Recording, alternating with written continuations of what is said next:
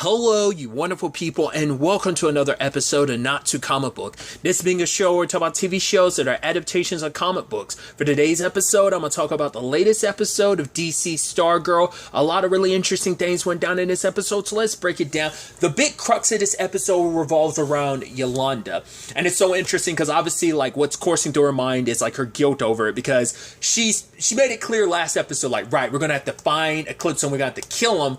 But she is the only one of the group that has actually killed someone. And I think that notion is kind of like she's already been dealing with the aftermath of the whole Henry thing as well as the Brainwave thing. Because Henry, she still feels responsible for his death, even though that was 100% on Brainwave. She shouldn't feel any guilt for that, but she still does. But because this also translates into like her guilt over killing Brainwave as well. But she tries to like confess about it because it's the whole conversation about like, right, like, you know, if you were to kill the devil, is that really an evil thing? Like, if you're killing someone evil, that's not bad, right? You know? And she's trying to justify that, but obviously, like, Father Thomas is like, I don't really understand what's going on. Because for her, it's like, the devil's literally walking amongst Earth. I mean, it's like, to be fair, for someone like religious, like Yolanda, considering, like, her own guilt, and meeting him and seeing what he's able to do, like, of course, he'd be the closest thing to the devil. So interesting because obviously it's like, right, the only other devil we know is Lucifer Morningstar, and he's nothing like Eclipse, you know. So it's just that phrasing will always kind of, anytime the devil gets brought up, I'm like, yeah, but don't compare him to the devil, because we know how much of a sweetheart the devil himself can be, you know, because of the show Lucifer. But regardless, she's kind of dealing with this on her own, and she doesn't have anyone she can really confide into, even to point, like, she doesn't want to involve Courtney because it's like, right, you don't know what it's like, and I don't want to drag you down with everything I'm dealing with, especially because she's meeting up with Cameron, and I'm sure being around Cameron would just be a trigger because it's like, right, Icicle, Brainwave, they were part of the ISA, so it's like, I'm sure that would have applied as well. So there's a little, like, solitude, you know, of her keeping to herself. Even to the point, like, she goes back to church to talk to Father Thomas, and who is he talking to? Her mom. But her mom is just kind of like, oh, like, don't you have no shame dragging Father Thomas in this? And even he was like, yo, like, calm the hell down. He's like, I think there's already been enough judgment this past year. So I'm curious, is he saying that because, like, obviously, like, word got around in general about Yolanda and the pictures and stuff like that, you know, from, you know, between her and Henry, that whole thing that, like, you know, went, like, everywhere at the school. Was it something her mom talked about, or like her family in general, or was it something Yolanda talked to him about? But like, the fact is, he's like, there's been enough judgment. I don't know if that's just, he was saying that specifically from her family side of things, or just in general, the public, like, judgment she got in general for it. But that's the effed up thing, because like, we haven't gotten any insight to that, because we touched on that last season. We got a good chunk of that last season as part of Yolanda's story, was how her family basically did a full 180. Well, most of her family did like a 180 on her, regarding that whole, like, those photos and everything, because I think it's also like they're like super religious and stuff like that. But the fact is that it's still a issue that they haven't, like, gotten over that, which I think is such, like, because even he was like, even Father Thomas is like, this is a time where Yolanda needs love and support, because he's like, right, well, what happens between us confession wise, he's like, I know there's something troubling you, and I'm not going to tell your mom exactly what has come up in our conversations, but you know, and even her being like, you know, Mija, but before she has a chance, Yolanda leaves because she thinks she sees Brainwave and chases after him. But it's like, it's sad that no matter what, like, her parents are still, like, not just her parents, like her grandparents as well, I think, if I remember correctly, are still potentially caught up in, like, that whole thing. Like, rather than being like, oh my God, this sucks, what happened to our daughter, it's like they punished her for that. It's like, that's still the mind-blowing thing, that she's still suffering the ramifications of that. Like, something that, like, yeah, she's a teenager, like, teenagers are going to do stupid stuff like that. She shouldn't be criticized and judged by her own family because of that, you know. And it's just kind of like, they legitimately turned their back on her, like, almost like, oh, you broke our trust. It's like, she did something legitimately, because I also know a girl in high school where, like, I remember that happening to a girl in high school, like, oh, apparently some photos of her, like, started, like, spreading around the school. And it was like, I didn't know her, but I knew of her. And I'm like, oh, that sucks, you know?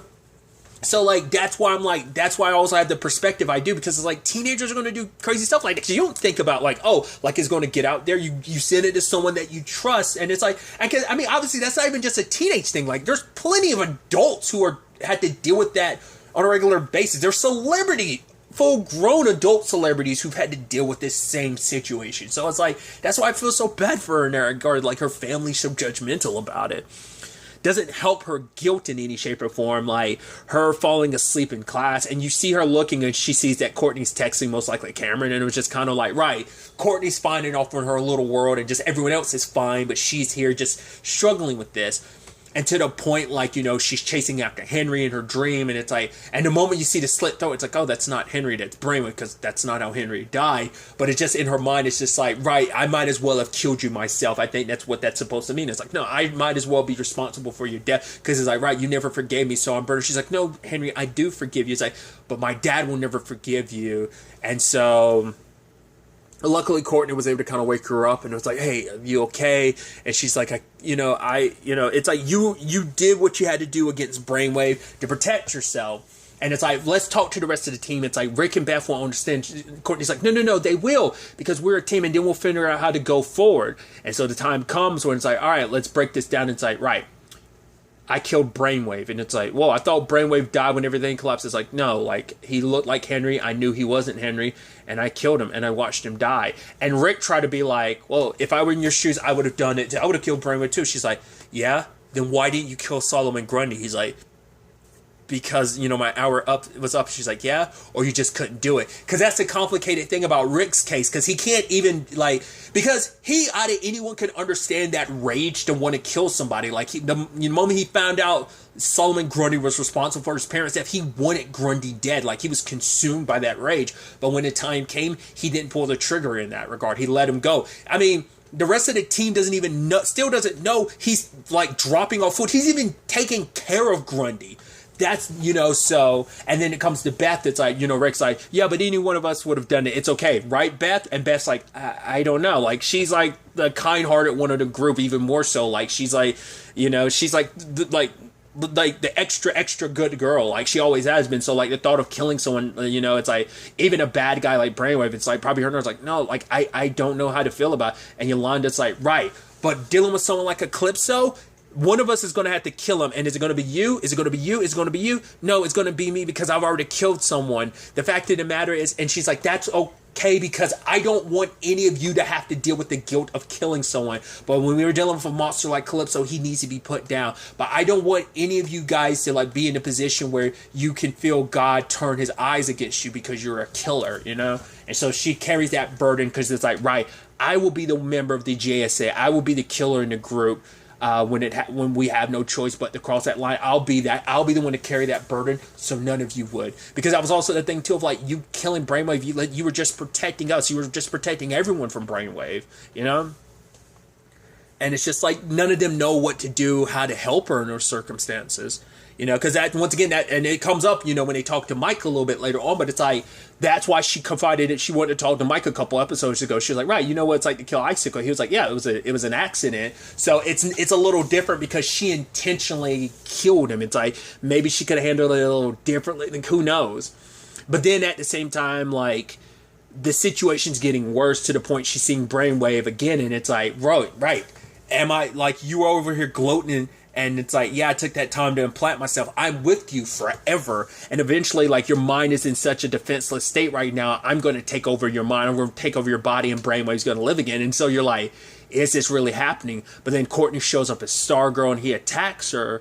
But then, like, partway through her vision and everything, Courtney showed up, and, like, there's the light from the staff. I think it fought back the darkness a little bit, because I think, I'll get to it in a second, but I think, because I was like, because it's interesting that Courtney would just be carrying the staff around. I guess, like, the cosmic staff, like, sensed that something was up, so it came to Yolanda's aid, and in that moment, it kind of snapped her out of it, because, like, all of a sudden, you cut back to them with the staff, and it's just, like, bright light, and both of their hands are on the staff. It's like, what was that? And Yolanda kind of is pissed at Courtney, because it's like, why did you choose me to be Wildcat? You should have never done that. Like, because it's almost like, I never wanted to hurt anyone. I just wanted to be left alone, but you couldn't leave me alone. And that's because Courtney like saw what, Yolanda was going through and saw what was kind of deep inside of her, like the good-natured person that she is. Like, it's like, right, you are befitting to be part of the JSA, but for her, it's like, I quit because I just can't put on that costume again, because for her, it's like, I don't have the right to pick up that mantle. I don't deserve to be a hero when I killed someone, and it's just like, wearing that suit's just going to be a constant reminder of what she did on top of that. And now, Courtney feels her own guilt, too, because it's like, right, I've dragged Yolanda into this. Like, she's probably regretting, like, maybe I shouldn't have done that. Like, Yolanda was going through what she was going through last season. Like, did I actually do anything to help her?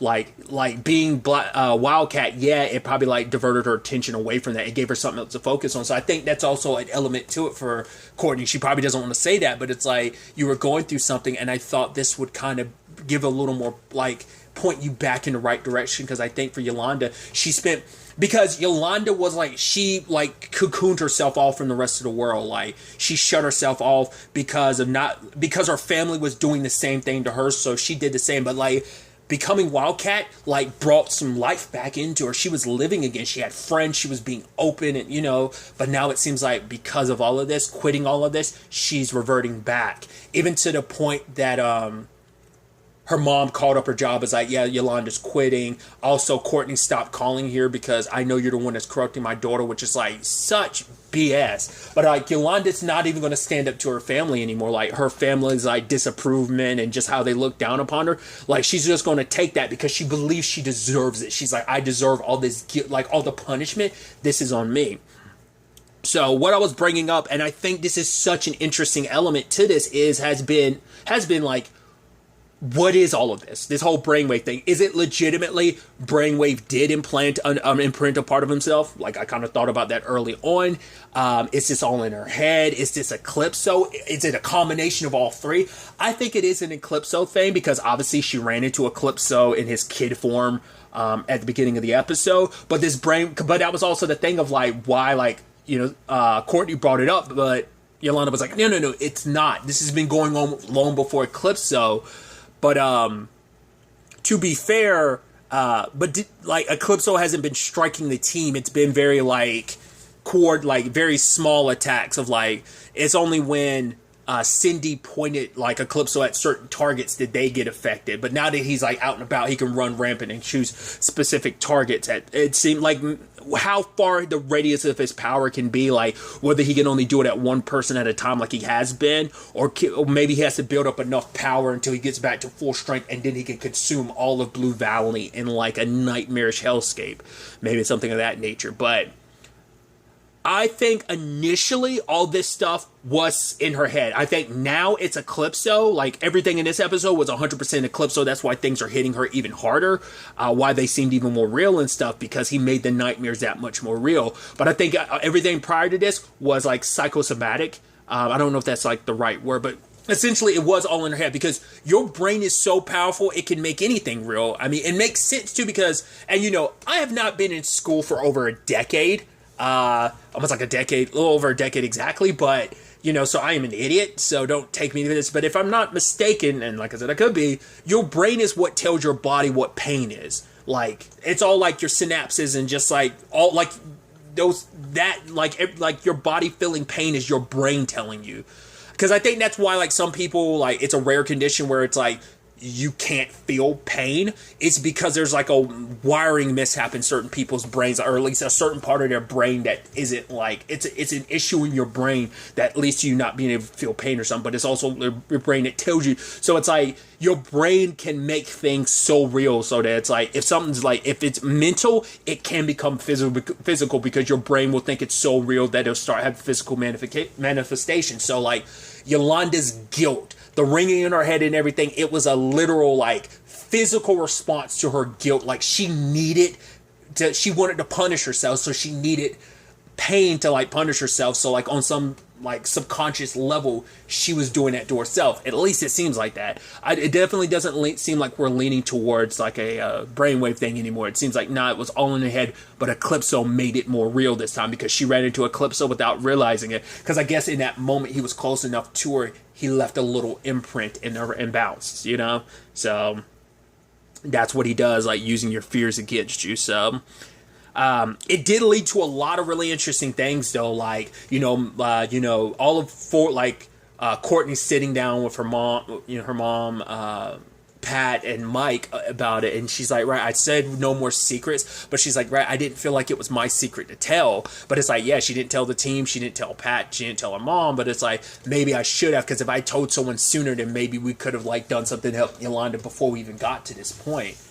And Pat has this look on his face that I think, like, there might be some history to the JSA, to, like, some stuff he hasn't talked about that might be relevant to Yolanda's situation. Maybe it's something related to Eclipse or whatever it is that him and Barbara aren't saying, that I was thinking, like, maybe this was going to be the moment they brought it up, because it's like, right, the whole, like, right, keeping secrets things, like, right, okay, so since you're honest about this particular thing, because, like, now you kind of have to be, because if you were honest a little sooner, maybe you could have prevented some stuff. So like, I get the feeling like whatever it is, it has to be a dark side of the JSA, the reason why Pat doesn't want to talk about it. But, like, that's why I'm like, maybe there's some correlation between that and Yolanda's current circumstances. But obviously for Mike, it's a conversation about, like, right, like, once again, he's just been so caught up in everything else, he's never had time to really, like, pause and think about it. But he was like, yeah, like, Jordan, like, Icicle, it was an accident, he was there, and Barbara's like, no, it's like, it's okay, we understand. But I think it is kind of getting in his head of, like, I mean, I did kill someone too, didn't I? Like,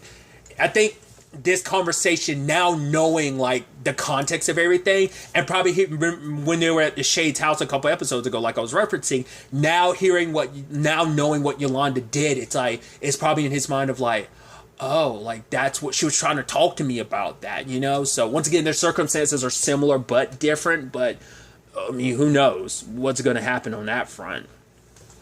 Barbara was at that meeting, and she had to be like, oh, this is what Jordan would do, which is so interesting considering, like, she had to stare at the picture of Jordan, because it's like, oh, like, everyone presents like, oh, Jordan's such a good guy and everything like that, but it's like, she's one of the few people that knows Jordan's true nature, who he was as Icicle. So it's like a thing of, like, you were, like, I have to still keep up the pretense of, like, right, who you were as Jordan, because she believed in what Jordan believed in, not Icicle. But it's like, I mean, but the man she met, like, was he real at all? Was there some form of him, like, was that just him like, because a lot of who he was presenting himself as Jordan, like, was real. He just was a supervillain megalomaniac, so it kind of took away some of the altruism with the way he was handling about trying to make the world a better place in its own regard. But it still got to rub you the wrong way, because, like, you did like Jordan, and just to find out he was who he was, the supervillain he was, the killer he was. But then also, like, she hears this Emily being called, and then she turns around and she's like the Shade, and like a drop of blood or whatever comes. So it's like, I guess, like I said, I think he's fragmented right now. Like, whatever his circumstances are, like, he's scattered all around. Like, he's not in a good enough state. I think his mind is literally, like, falling apart, because he's in, like, it probably takes a lot to control that power. And, like I said, what his circumstances are, I kept being like, I think he's the real, like, Chuck. I think he's a real Chuck, maybe stuck in a Shade's body, but now, like, the darkness is consuming him, because it's like, right, he's been able to fight it back and control it, but now it's just like he's slipping and losing himself. I think that's what the whole Emily thing is about, the little girl from the beginning of the season, like, who got killed by Eclipso. I think that's what that is. But like I said, like, I think he's just, like, stuck between dimensions. Like, I think he's, like, literally, like, scattered across, like, that dark realm and this realm, and just can't pull himself together, because he had talked about the fact is that Barbara reminded him of family. So I think that's why, like that side of him is pulling towards Barbara. She might be the key to, like, pulling him back together, essentially. Because, like, it's very, once again, making my Kingdom Hearts reference, it's very Kingdom Hearts 3-esque in a sense of, like, Sora, like, had to collect all those pieces to himself again. Like, the Shade might be going through a very similar regard. We'll see. Other than that, obviously Mike is helping Pat fix Stripe. And I love, like, the hand sign that the fist is giving. And I love that he's like, Pat's like, did you do that? Or did they do that? And I'm assuming that they left it like that, just to kind of, like, ha ha ha ha, maybe. Because we even saw at the beginning of the episode, there was a post-it sign saying like, oh, for Isaac missing, which I'm like, well, we as the audience know this. The JSA is not sure, but Artemis is still out there, but she's probably in hiding, probably scared out of her mind, because it's like, cool, like I felt confident in this supervillain team that was super short-lived, because you have a monster like Eclipso like running amok. So it's like, yeah, it changes things. I'm wondering, is she just ducking down low? Is she going to talk to her parents about it? It's definitely going to be interesting on that front. But circling back, it's about like kind of taking things nice and slow. You have to do things slow because like the slower parts you need to like kind of check twice. Like they're the parts you need to focus on the most. And I love that he's kind of like Pat's like wax on, wax off, and then Mike's like, we have to wax this thing, and it's almost like, oh, you don't. That reference literally went over your head. Okay. What you would think, like, well, I was about to say, like, because I would think Cobra Kai is for both people who have seen the Karate Kids, who grew up with it, but also newcomers as well. But I feel like most of the people I hear talk about it are people who vividly remember, like, the Karate Kid movies, who grew up with them. But I'm sure there's even older people who watched them later points in life, too. But it's like, I think it's got an audience of, like, older and younger people. But it's just interesting that, like, the reference went over his head. And, I don't know. But he's near that jewel that kept, the black diamond that kept Eclipso, and the moment like he moves pieces of it away, it automatically like sucks back together. So, but then eventually being around it, like he starts like seeing leeches, and that's the thing of like, I guess like there's either like that still has some residue of Eclipso left. Or, because I'm curious, like, why, I guess there was enough of his essence left in there, because that's why I'm like, is the jewel specifically connected to him? Because, like, Pat's like, oh, I'm keeping it because it's his weakness, so, like, are you going to try and rebuild the black diamond to, like, close him up again? But it's like, do you even know what it's made of, how it was made? Was it magic, alchemy, like, is it kind of something similar of the cosmic staff's, like, creation? Is it something of that vein? Because we still never really went into, like, how that staff is meant to be. It's just kind of, it is. I mean, it's like, they don't really touch on it because it's already an established thing. Because it's like, if you're a DC person, maybe you already know, but it's like how the Green Lantern rings work, like what they're actually made of. Like, I'm assuming maybe, I wonder, because I never thought about it, but I'm like, I wonder is the same person who made because I don't know the Green Lantern's like rings, like situation, like how those things are forged, like, was that made by someone specific? And that's why I'm wondering, like, oh, is it made by the same person who made this cosmic staff? You really don't go it, like, it gets brought up a little bit in season 1 about the cosmic staff's creation, but, like, beyond that, you never really get too much insight. So I'm wondering, like, because the fact is that it works, the cosmic staff works against Eclipso, which is, I didn't finish that earlier, but that's why I'm thinking, like, even more so, like, why that was definitely an Eclipso thing, because, like, staff could sense the darkness and was pushing it away from Yolanda. Granted, she still has to deal with things on her own personal level, the demons she's dealing with on her own, like, the staff can't do that. It can help with the Eclipso thing, but not that. Like, that's her own personal struggle and battle she has to find her way through. But, I'm wondering, like, are they, like, not necessarily two sides of the same coin, but, like, are they mirrored to each other? Like, it's, oh, God, what series was I thinking of that's kind of like that? Oh, in Agents of S.H.I.E.L.D., I think they referenced this. Maybe it came up in Inhumans, but I think it came up in Agents of S.H.I.E.L.D., that basically all Inhuman abilities exist as a balance. So if there's one ability out there, there's going to be ability that kind of balances it out on the opposite end. So that's why I'm wondering, like, if like Eclipso exists, the cosmic staff exists in like that yin yang, there must be balance in the universe type of thing. Like, I'm wondering, I'm probably reading too much into it, but it's just interesting that the cosmic staff happens to be like the one key thing that they are damaging to each other. It can damage Eclipso, but Eclipso can also damage the staff, because the staff is slowly like coming back, because I think this is it kind of gaining enough strength back to help Yolanda, but I think it's still in a weakened state. We'll have to wait and see. But right, because I went on this whole tangent, but my point was, like, I'm curious, is Pat going to recreate the diamond, Or is he going to use it like, or is he going to manufacture those into like those shards into weapons or something like, oh, like manufacture those into bullets that will actually hurt him type of thing, you know? I wonder if it's something of that nature as well. But we do see at the end of the episode, Eclipso is outside of Beth's house, so he's going to be striking there next. Like, one by one, he's planning on, like, kind of probably doing what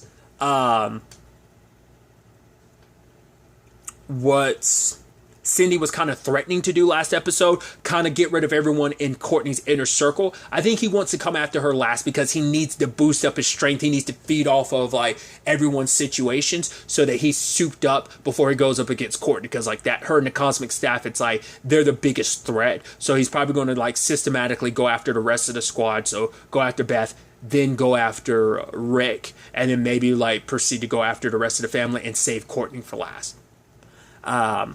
I'm once again still curious to see what they're going to do with the Cameron situation, because now that Cindy's been removed from the board, I'm like, are we going to set up a, like, I mean, it might just be a situation that Eclipso might push Cameron into becoming the next Icicle, in a sense of like driving him insane and feeding off of that by making him Icicle, and then making him end up fighting the rest of the JSA, like by like eventually telling him the truth and letting his anger consume him and feeding off the strife and conflict between the JSA and him, like, because he was already feeding off that before. That's why he was pushing Cindy like to fight them, because he needed that all to kind of come together. I mean, once again, maybe that kind of fits my theory more. The fact is that he needed the Cosmic Staff to kind of break free, like it was kind of an ingredient, or like I said, maybe it's just kind of like a, because they're polar opposites, you know, you get what I'm trying to say. I don't know. Maybe we'll learn about it more, but I'm really interested to see where all this ends up taking us going forward into the next episode. But really, that's all I want to talk about. To the next time we meet, be happy, be safe, live life to the fullest, and enjoy it. Good day, and goodbye.